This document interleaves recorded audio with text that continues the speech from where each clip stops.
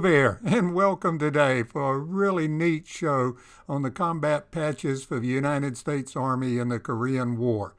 We're going to look at U.S. Army units that endured some of the bitterest fighting, the most difficult terrain, the harshest climate that has been endured in U.S. military history.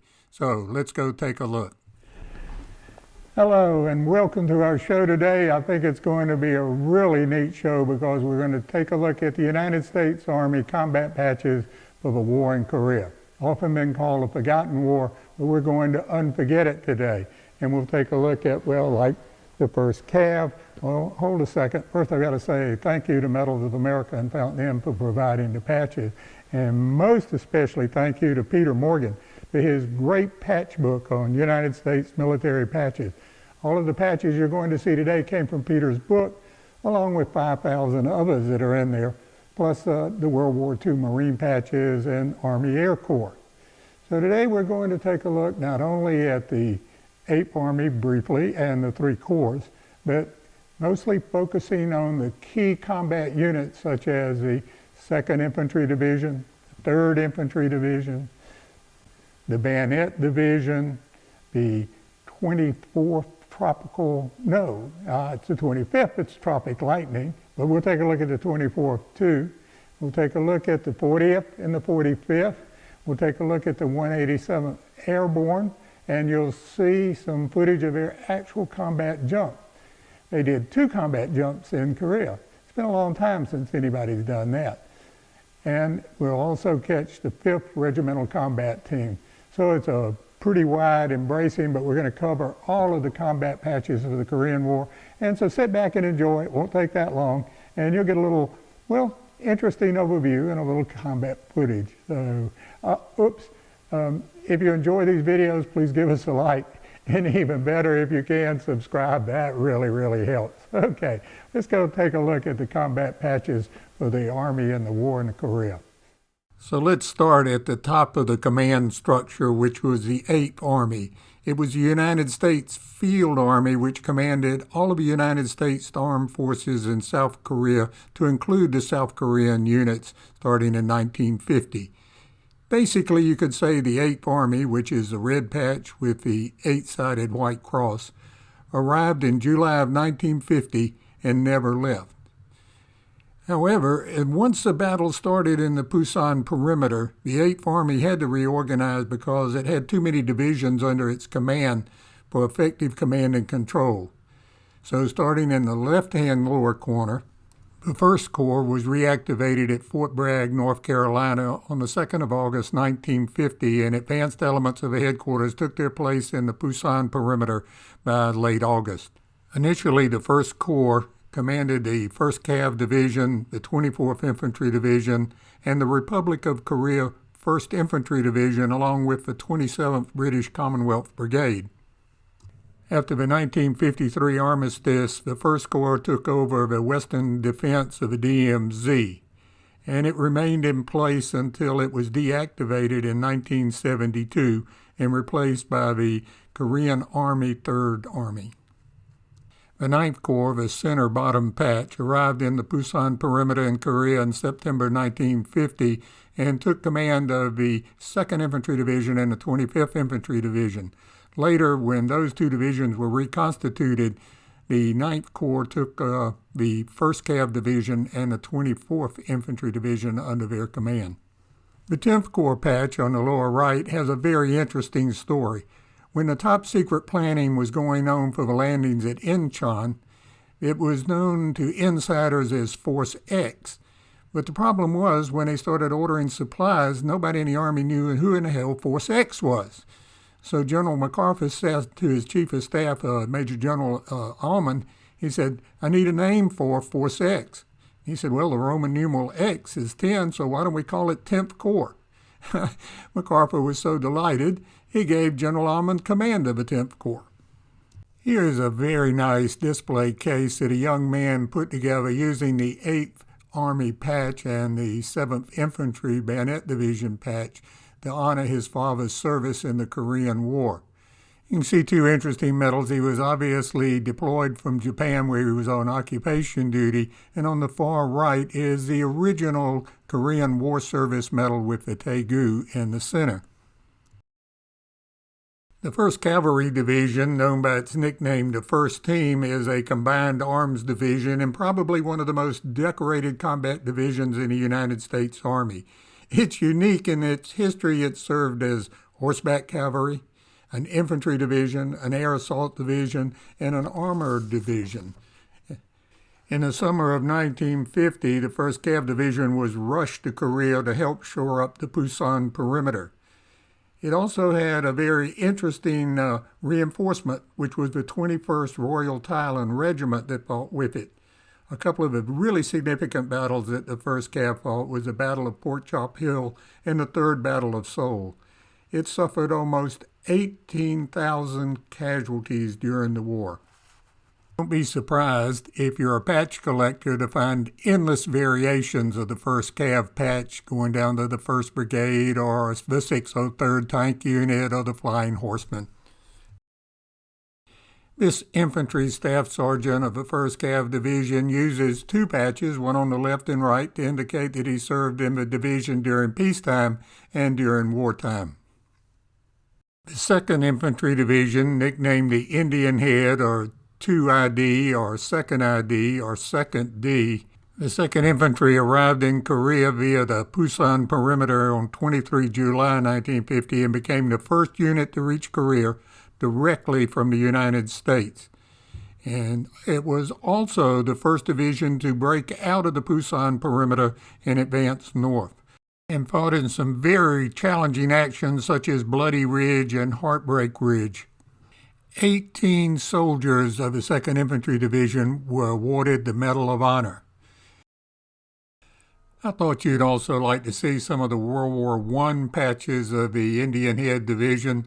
That's when it had a whole regiment of Marines attached. Here's a very nice display of a medic that was assigned to the 2nd Infantry Division during the Korean War, and he wants you to make sure that you know that it was Korea, because he's got a tab above his 2nd ID patch.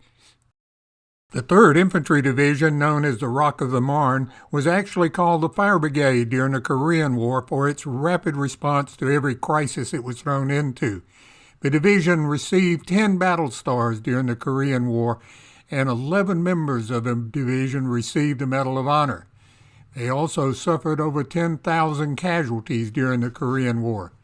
It's kind of interesting to note there was a Belgian battalion attached from February 1951 that included a platoon from Luxembourg, and a Greek battalion attached to the 3rd Infantry Division. The 7th Infantry Division is known as the Hourglass Division or the Bayonet Division, and its motto is Light, Silent, and Deadly. The division was paired with the 1st Marine Division under the U.S. 10th Corps to participate in the Incheon landings, codename Operation Chromite. 13 members of the division received the Medal of Honor for action during the Korean War. After the war, from 53 to 71, the 7th Infantry Division defended the DMZ, and its main garrison was Camp Casey, South Korea. This infantryman from the 7th Division proudly displays his patch over his combat infantry badge and his medals for service in the Korean War. The 24th Infantry Division, nicknamed the Victory Division, was the first of the divisions that was stationed in Japan on occupation duty to respond to the outbreak of the Korean War. For the first 18 months of the war, the division was heavily engaged on the front lines with North Korean and Chinese forces and suffered over 10,000 casualties. It was withdrawn from the front lines to the reserve force for the remainder of the war after the Second Battle of Woju. In July of 1953, the division returned to Korea, and it arrived 2 weeks before the end of the war. 10 soldiers of the 24th Division were awarded the Medal of Honor for their valor during the Korean War. The 25th Infantry Division, known as the Tropic Lightning, or sometimes referred to as the Electric Strawberry by the troops, the division was rushed from its base in Japan to Korea to help defend the port of Pusan, and it did a great job, and it also was successful in defending Seoul from a continued attack during May and July of 1953, for which it earned a second Republic of Korea Presidential Unit citation. The Turkish Brigade and the 10th Philippine Combat Battalions were attached to the 25th Infantry, and 10 members of a division were awarded the Medal of Honor. 40th Division, or the Sunshine Division, was recalled to active federal service in September of 1950 and shipped out from Oakland and San Francisco, California to Japan for training. It replaced the 24th Division on the battle line in 1952. The 40th Division participated in the battles of Sandbag Castle and Heartbreak Ridge, in which they had over 2,000 casualties. 3 members of the division were awarded the Medal of Honor. And in the upper right-hand corner, you see the 40th Division patch which they wore in Korea, along with their motto, Ball of Fire. The 45th Infantry Division is an Oklahoma Army National Guard division formed in the 1920s. Its original patch had a swastika in the center, but that was changed just prior to World War II, and the swastika was replaced with a Thunderbird. 45th Infantry Division was activated in 1951 for the Korean War and joined United Nations troops on the front line during the second half of the war, where there was constant low-level fighting and trench warfare. It fought in the battles of Old Baldy Hill and Hill Erie until the end of the war and returned to the U.S. in 1954. It suffered over 4,000 casualties, was awarded 4 campaign streamers, 1 presidential unit citation, and one of the 45th soldiers was awarded the Medal of Honor. The 187th Airborne Regimental Combat Team patch is shown on the left. The one they actually wore in Korea is shown in the center, and the unit crest is on the right. The 187th Airborne, nicknamed the Rakasans, which is from a Japanese word for parachute, literally meaning umbrella for the falling, were sent from Fort Benning to be General MacArthur's Airborne Reserve or Strategic Force, and were initially deployed after the landing at Incheon. In October 1950, the 187th made combat jumps into North Korea in an attempt to cut off fleeing communist forces, and they fought in a number of engagements. The Operation Tommyhawk was the name of the second combat parachute jump of the Korean War, and the regiment then returned to Japan to serve as a strategic reserve.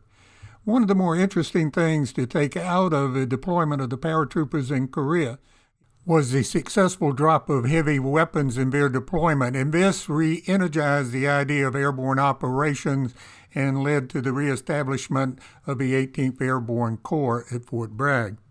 They were successfully able to drop and deploy 105mm howitzers and 4-point deuce mortars.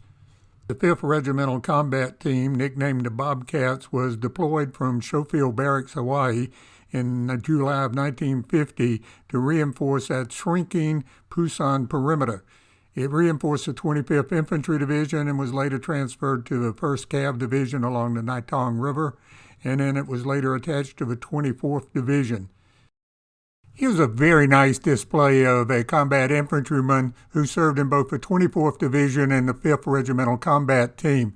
And not only does he have his Purple Heart, but he also has an interesting medal displayed in the lower right-hand corner from the state of New York. Would be remiss if I didn't mention the elite Ranger units that were deployed also in Korea, and you can identify them by the famous World War II Ranger Diamond. Thanks for joining us today for our show on the United States Army combat batches for the Korean War. I hope you've enjoyed it, and I hope you've learned a little something, but I bet you enjoyed some of that combat footage, especially when the 187th was doing that combat jump. That was pretty studly. And I'll tell you, most of my age group did their basic jumps out of a flying boxcar, and it was a rock and roll airplane. And special thanks again to Peter Morgans for his great patch book. It's available on Amazon and Medals of America Press.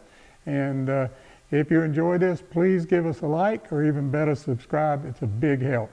See you at the next show of Veterans Medals Workshop.